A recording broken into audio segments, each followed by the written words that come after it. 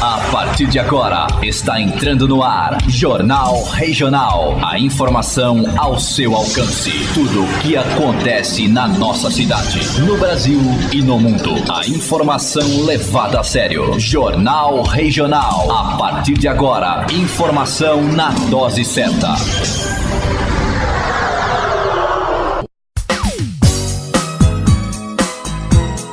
Olá amigos, está começando mais uma edição do Jornal Regional para você conferir. Vamos que vamos na notícia, aqui na Conquista, ligados na notícia, a informação até você. Confiram aí as notícias desta manhã para você aqui no Jornal Regional, sempre de segunda a sexta-feira, de 8 às 9 e a segunda edição das 11 ao meio-dia. Você confere aqui na Conquista também pelo Facebook e pelo YouTube, tá ok? Então, para você que está nos vendo pelo Facebook, é um filme para você assistir o áudio, tá bem? Então, as imagens ficam fixas, mas você vai ouvir o áudio que é apresentado na Rádio Conquista, ok? Por isso, nós temos aí mais esta opção para você, internauta que nos acompanha aqui no Jornal Regional. As notícias a partir de agora você confere aqui. Aconteceu?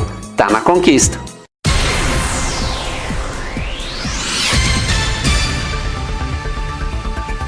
Ônibus invade choperia na colônia. Um ônibus da Três Irmãos invadiu a choperia Empório Mineiro na noite desta quarta-feira, na Avenida Doutor Antenor Soares Gandra, 1300, no bairro da Colônia, em Jundiaí. Testemunhas informaram que o motorista desmaiou ao volante. Segundo relatos, o motorista sofreu mal súbito enquanto dirigia após sair do terminal Colônia e foi batendo no caminho até parar na choperia. Não houve outros feridos. Devido ao trânsito parado na cidade, os bombeiros tiveram dificuldades para chegar ao local rapidamente. Toda a região da Antenor Soares Gandra ficou congestionada. Aliás, muito pouco se pensou no passado no trânsito da região. Hoje, paga-se um preço muito caro.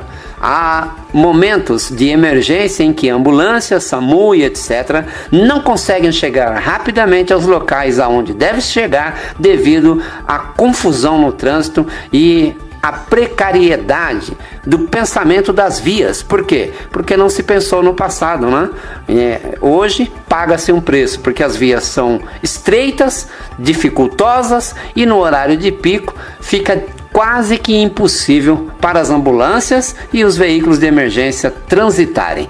Por isso é que quando se escolhe um administrador, tem que escolher aquele que tem visão futurista. Aconteceu na região, está na Conquista. Jornal Regional, na Rádio Conquista. Bombeiros, combate fogo ao lado de casas. Soldados do Corpo de Bombeiros trabalharam desde o meio-dia desta tarde de quarta-feira no combate a um incêndio de grandes proporções ao lado de residências no bairro Rio Acima, em Jundiaí. Vários homens dos bombeiros lutaram contra as chamas para evitar que ocorresse algo pior. Nesta quarta-feira foram dezenas de chamadas a 193 de ocorrência do gênero em toda a região. Só na Alameda Cesp, entre Almerinda Chaves, Novo Horizonte e Residencial Jundiaí, foram 2 dias de trabalhos. Já em Várzea Paulista, equipes dos bombeiros voluntários apagaram um incêndio na rua Morumbi, no Jardim América. Jornal Regional, com Sandro Moraes. Motociclista morre ao bater em caminhão na Anhanguera. Um motociclista morreu depois de bater uma moto contra o caminhão na via Anhanguera na tarde desta quarta-feira na região da Vila Maringá, em Jundiaí. O acidente ocorreu no quilômetro 53, na pista sentido capital. Viaturas do Corpo de Bombeiros foram destacadas para a ocorrência. Equipes da Autoban tentaram reanimar o piloto, mas depois de quase 1 hora de procedimentos, a vítima não resistiu aos ferimentos e faleceu. Jornal Regional, é você na notícia. Jovem morre após bater contra trator. O jovem Guilherme Santos, 24 anos, morador na Vila Real, em Várzea Paulista, morreu depois de bater uma moto contra o trator na rua José Mesalira, no bairro Ivoturucá, em Jundiaí. Socorristas do Serviço de Atendimento Móvel de Urgência, o SAMU, foram acionados ao local junto com a equipe médica e a unidade de terapia intensiva, com suporte avançado. Todos os procedimentos para salvar a vida do jovem foram realizados pelos socorristas.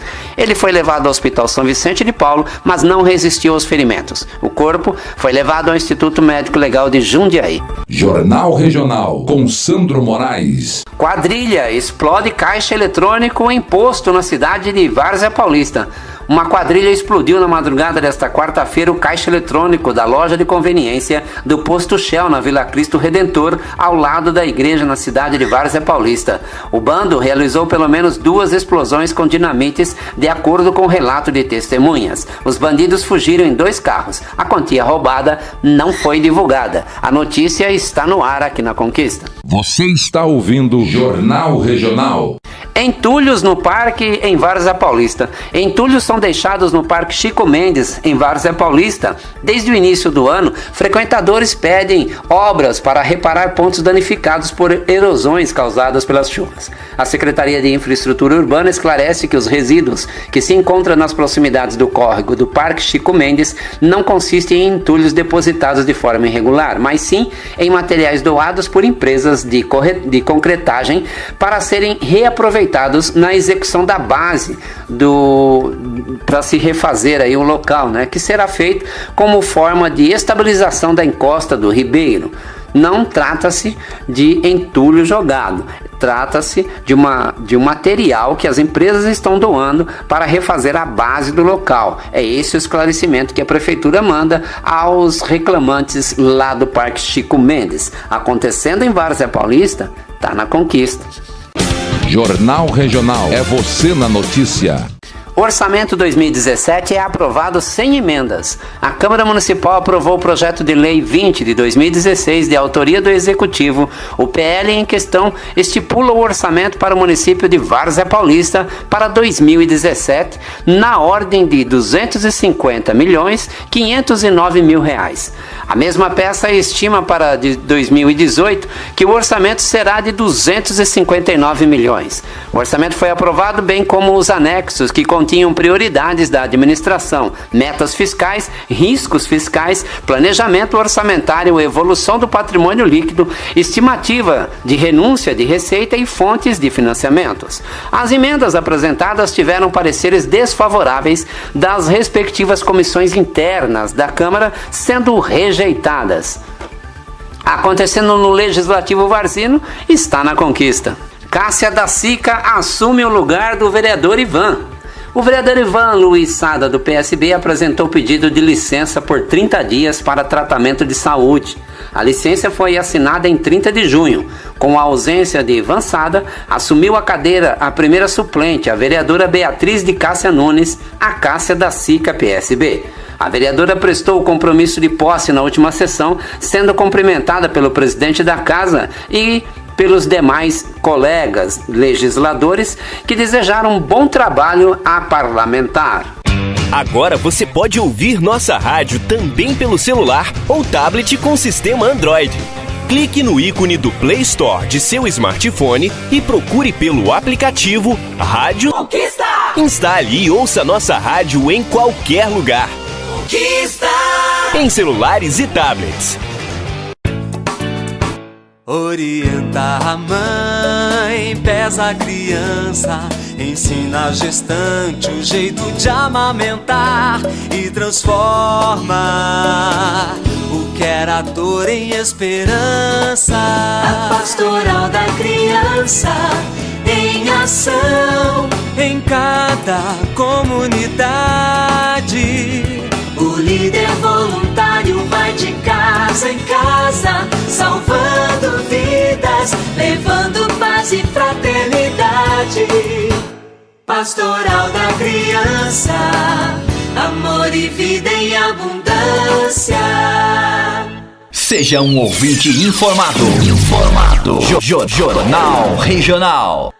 Mais de 276 bilhões de reais de impostos foram sonegados no país desde o início do ano. É o que aponta o sonegômetro, instalado nesta quarta-feira na área central de Brasília pelo Sindicato Nacional dos Procuradores da Fazenda Nacional, Simprofaz. A professora Joanilce Nogueira, de 55 anos, ficou indignada ao saber e ver esses valores. Um absurdo, porque esse dinheiro poderia ser revestido em benfeitorias, em em políticas públicas aí, e nós arcamos com todas essas despesas que em decorrência de tudo isso. A quantia supera em 100 bilhões de reais o déficit previsto pelo presidente interino Michel Temer para 2016. Segundo o presidente do Simprofaz, Aquiles Frias, se esse montante fosse recuperado, daria para cobrir o rombo de 170 bilhões de reais nas contas públicas e recuperar a economia. Nós não precisaríamos de ajuste fiscal, não teríamos recessão e não haveria também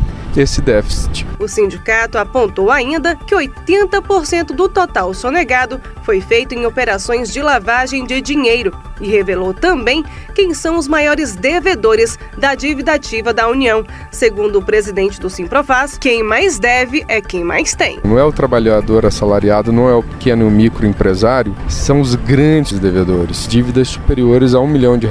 Entre as empresas que mais devem à União estão companhias de aviação, laticínios, frigoríficos, corretoras de imóveis e fabricantes de álcool e açúcar. De Brasília, Sueli Frota.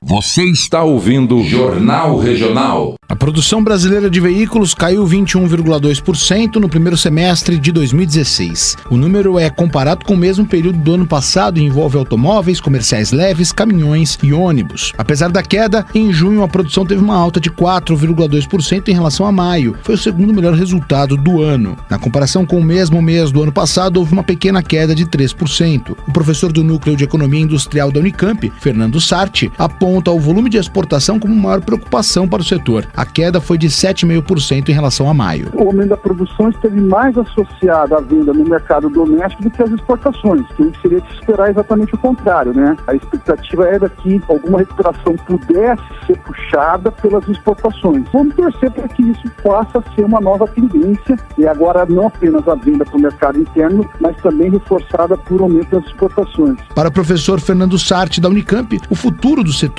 ainda gera muitas incertezas. O novo governo tem sinalizado um certo discreto em relação ao Mercosul, que é o principal mercado de vendas dos automóveis, e sinalizado para acordos com outros mercados para os quais nós não vendemos automóvel. O Brasil não vende automóvel para a China, não vende automóvel. Então, do ponto de vista dos acordos internacionais, também não vejo nenhuma iniciativa importante que possa beneficiar o setor automobilístico. A queda na produção acompanha também os números de vendas de veículos, que caiu 25%. De acordo com a FenaBrave, a Federação dos Concessionários, foi o pior desempenho em 10 anos. O número de trabalhadores empregados na indústria recuou 6,7% no último ano, o que representa o fechamento de mais de 9 mil vagas. De São Paulo, Norberto Júnior. Jornal Regional.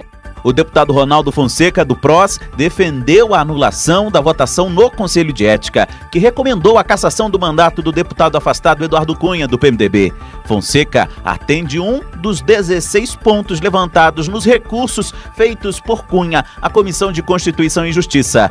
Segundo Ronaldo Fonseca, a votação nominal e por chamada de deputado fere o regimento da Casa. Por isso, o Conselho de Ética deve fazer uma nova análise do parecer que pede a cassação de Cunha. Todos os votos foram feitos pelo painel eletrônico. A última votação é que inovaram e fizeram por chamada nominal. Acho que cumpri o meu dever para evitar uma judicialização futura. O presidente do Conselho de Ética, deputado José Carlos Araújo, lembrou que houve um acordo para procedimento de votação, inclusive com aliados de Cunha. Que o plenário é soberano. Lá o requerimento foi feito, eu coloquei em votação e foi por unanimidade. O deputado Carlos Marum, do PMDB, aliado de Cunha, que concordou com a votação por chamada nominal, agora pondera que o fato fere a regra da Câmara. Eu entendo que a comissão não vai criar uma jurisprudência desconsiderando o devido processo legal. No entanto, para o líder do Rede, deputado Alessandro Molon, acatar o recurso seria apenas uma forma de retardar o julgamento de Cunha no plenário. O que os aliados do Cunha querem é evitar que o processo dele chegue a plenário, que quando chegar no plenário os parlamentares votarão pela cassação do mandato de Cunha. Diante da pressão do plenário, o presidente da CCJ, deputado Osmar Serraglio, do PMDB, antecipou para a próxima segunda o início da análise do parecer sobre o recurso de Cunha. O PMDBista terá 2h30 para se defender antes de iniciarem as discussões do relatório. Se aprovado, o Conselho de Ética terá que fazer uma nova votação. Caso o relatório seja rejeitado, o processo de Cunha vai para o plenário e tem a expectativa de ser votado ainda na quinta-feira da próxima semana. De Brasília, Yuri Hudson. Jornal Regional, na Rádio Conquista. O ministro da Saúde, Ricardo Barros, negou nesta quarta-feira qualquer intenção de reduzir o tamanho do Sistema Único de Saúde. Ele participou de audiência pública no Senado e foi duramente criticado por, recentemente, ter sugerido a redução no número de serviços prestados pelo SUS. A pasta da saúde é a que possui a maior verba entre os ministérios da esplanada, 100 bilhões de reais somente em 2016. O ministro ponderou que a intenção é continuar e ampliar programas como o Mais Médico, de combate à dengue e a criação de UPAs. Por isso, Barros garante estar fora de pauta qualquer discussão sobre uma possível redução do SUS. Aquela afirmação que foi publicada na Folha de São Paulo, quem leu a entrevista sabe que eu não falei aquilo. Fica claro que eu não me referi ao redimensionamento do SUS. O SUS é um grande desafio para nós todos brasileiros. A gratuidade, ela é garantida pela Constituição e pela universalidade. Vários senadores de oposição ao governo interino de Michel Temer questionaram a proposta de emenda à Constituição que limita os gastos públicos. O petista Humberto Costa, que é médico, sustentou que a PEC vai minar o orçamento do Ministério da Saúde. Nós temos um grave problema de subfinanciamento. Vai levar rapidamente a um processo de esgotamento desse sistema.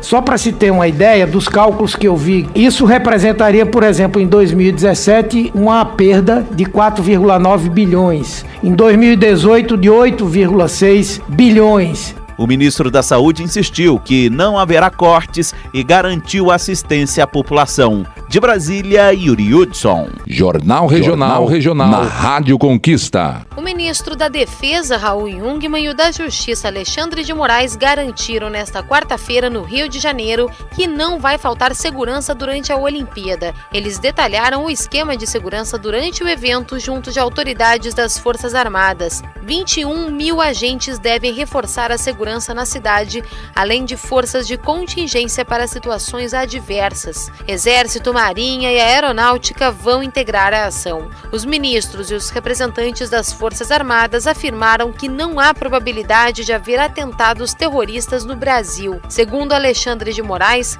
a inteligência brasileira tem trabalhado com outros países e nada foi identificado até o momento. O Brasil, como um todo, e especificamente nas Olimpíadas, não há, pelo menos até o momento, probabilidade de ato terrorista. Obviamente, nós continuamos atuando com o que há de mais moderno em informação, inteligência, rastreamento. Não foi identificado nenhum foco em relação a infiltrações de terroristas no Brasil. Os trabalhos começam no dia 24 deste mês, quando ocorre a abertura da Vila Olímpica, onde vão ficar hospedadas as delegações. Jungmann afirmou que o país está preparado e que tem autorização prévia, inclusive para destruir aviões suspeitos. Se qualquer aeronave não reconhecida entrar nesse espaço, sobretudo no vermelho, sem ser identificada e sem autorização, a aeronáutica está autorizada para tiro de destruição.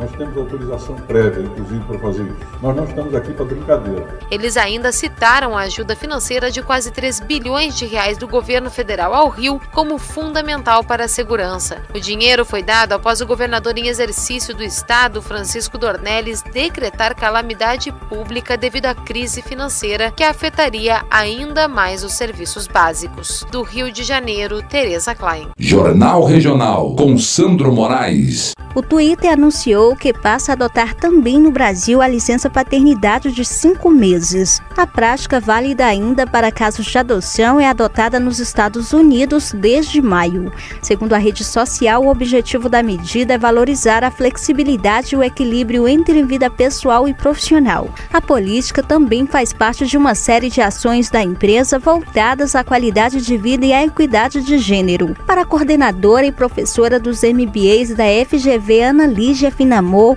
o combate à desigualdade de gênero no mercado de trabalho é um dos maiores ganhos da licença paternidade estendida. Acaba que a mulher, ela é prejudicada por essa questão mesmo de afastamento que ela tem direito. Com essa iniciativa, a gente vê uma equidade de gênero que é justo, que aí que vai entrar pauta é realmente o retorno que o profissional dá à empresa e não ligado ao seu gênero e afastamento por licença maternidade. A licença paternidade estendida também é adotada pela Natura. Os funcionários da empresa que se tornam pais podem tirar 40 dias de licença remunerada. A iniciativa vale ainda para casais do mesmo sexo. O benefício concedido pela Natura é 2 vezes maior do que determina o marco legal da primeira infância. Pela lei sancionada em março, funcionários de locais que fazem parte do programa Empresa Cidadã têm direito a 20 dias de licença paternidade.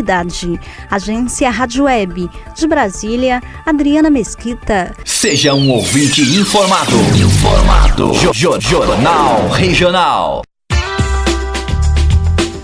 Trocando em Miúdo, com Eduardo Mancás.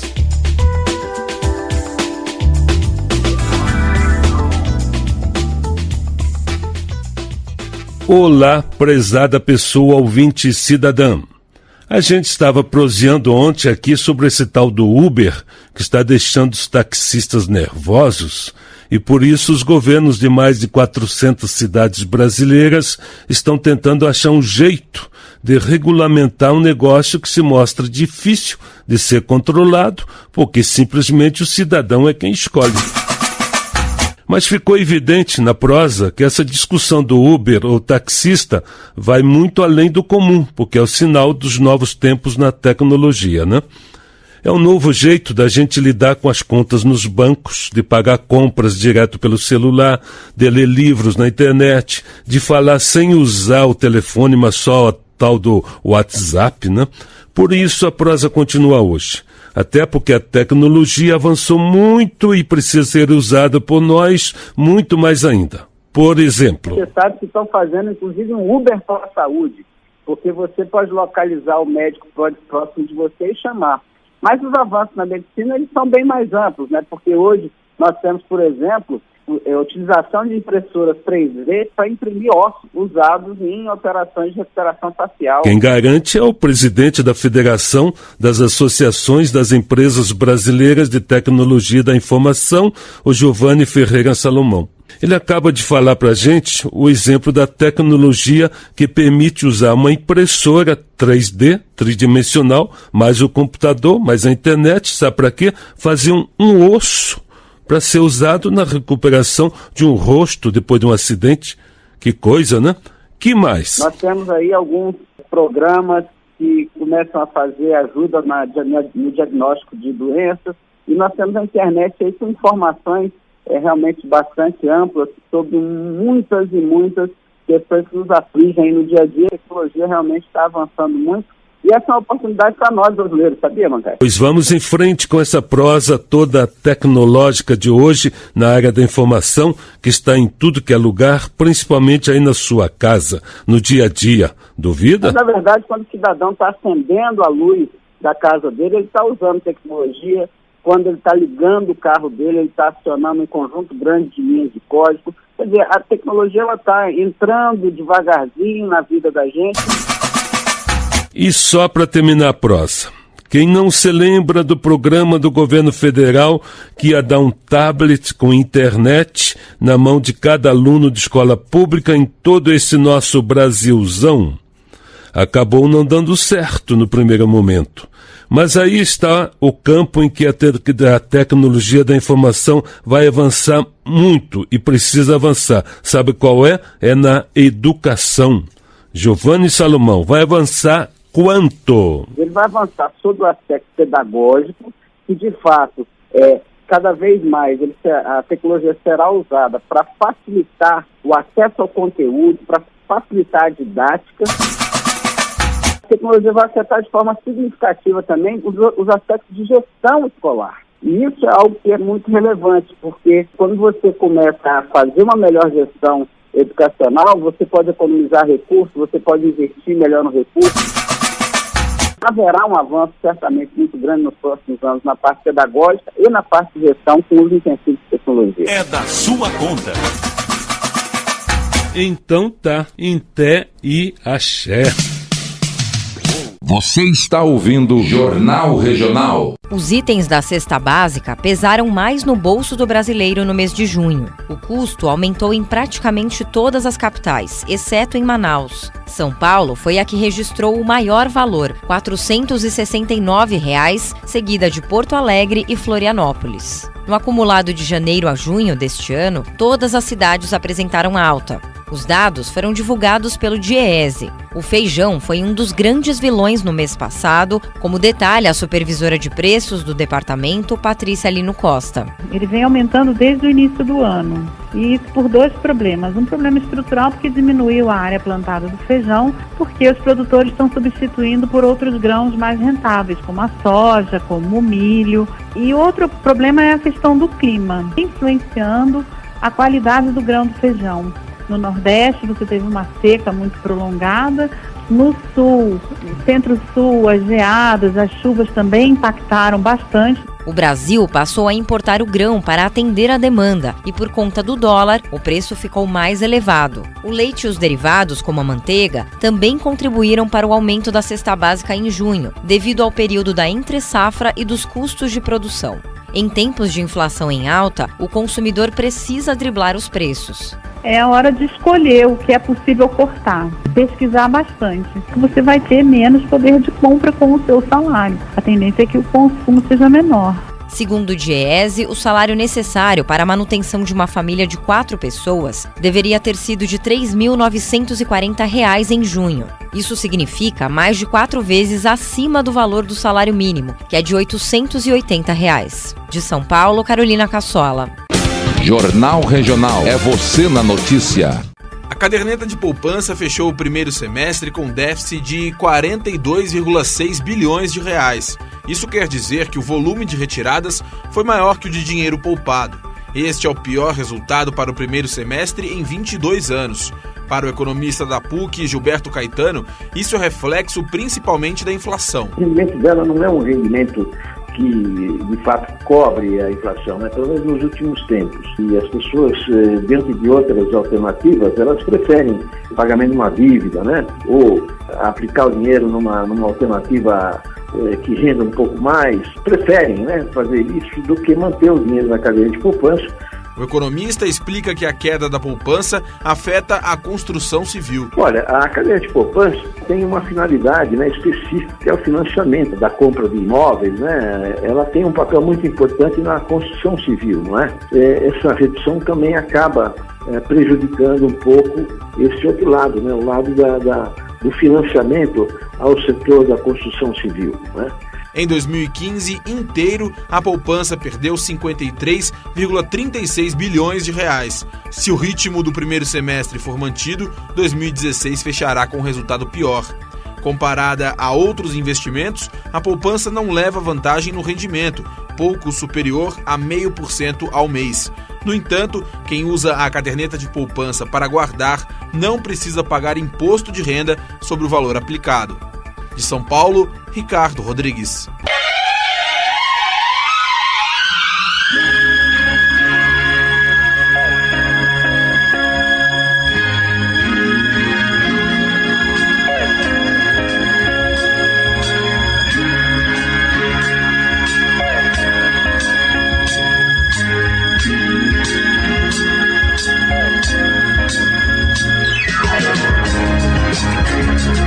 Obrigado à sua audiência, obrigado ao carinho. Ficamos por aqui com as notícias na Conquista no Jornal Regional. Estaremos de volta na próxima edição. Fique com Deus e até lá. Você ouviu Jornal Regional, a credibilidade da informação. Obrigado pela sua audiência. Grupo Web de Comunicação. Conectando você com a nova era da mídia eletrônica. Radioconquista.com.br. ConquistaWebTV.com. Todo dia, toda hora, conectadas com você.